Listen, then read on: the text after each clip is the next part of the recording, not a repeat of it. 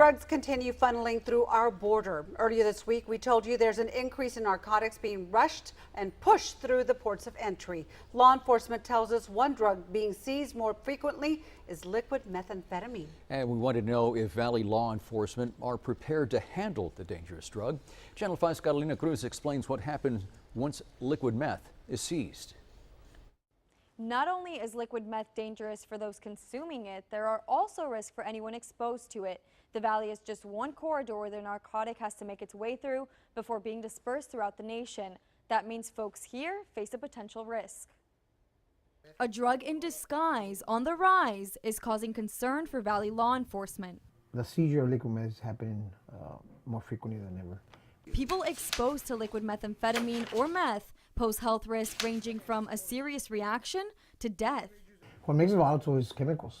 Anytime you're dealing with chemicals, it's always volatile. Chief Gonzalez tells us law enforcement agencies take measures to prevent contamination. If we're going to respond to it, we got to have special suits, special equipment, special training in order for us to go out there and safeguard the location. In spite of the protective gear, the specialized unit within the San Juan Police Department uses robots if entry to a location isn't necessary.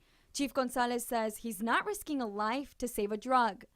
Just down the road, Chief of the Pharr Fire Department is familiar with liquid meth calls at the ports of entry. Most of the time that we go there is to verify whether it is liquid meth or not, and to help them either package it or to verify it is the drug they're looking for. Perez says his department won't take or dispose of the drug. Once the drug is positively identified as liquid meth, Customs and Border Protection documents the case and passes the seized narcotic to the Drug and Enforcement Administration. The DEA will send the drug to one of 7 regional laboratories. There, it is further analyzed and held until a prosecution is made in a case. The liquid meth will then be disposed under the U.S. Environmental Protection Agency, or EPA, regulation. While these steps take place, decontamination of an area is at work. The decontamination of a person, of a place, and a location is going to be very difficult for us. More likely we got to displace residents at least 300 feet from the radius around. Gonzalez and Perez agree liquid meth calls are never simple operations. They say that's where training and experience are essential. The rise in liquid meth passing through our area sparked the San Juan Police Department to schedule a refresher course. It's so the Law Enforcement Emergency Regional Response Team, or LERT, is up to date on how to respond to liquid meth cases. Other Valley departments equipped to respond to narcotics calls include Edinburg, Brownsville, and McAllen fire departments. In the studio, Carolina Cruz, Channel 5 News at 6.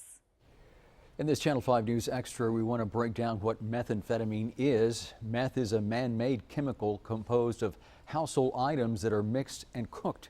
People exposed to or using liquid meth experience tremors and involuntary spasms, chest pain, and high blood pressure, which could potentially result in irreversible damage to the brain and/or heart. Pharr Fire Chief Lenny Perez says the reason why liquid meth is a high-track item is because more of the drug is smuggled in that form. What they do is they can take more of it in a liquid form. So once they transport it over, they'll pour it out and it crystallizes and becomes crystal meth. And then that's when they disperse the drug itself. Again, liquid meth is a clear liquid that is often smuggled in items like cleaning supplies or bottles.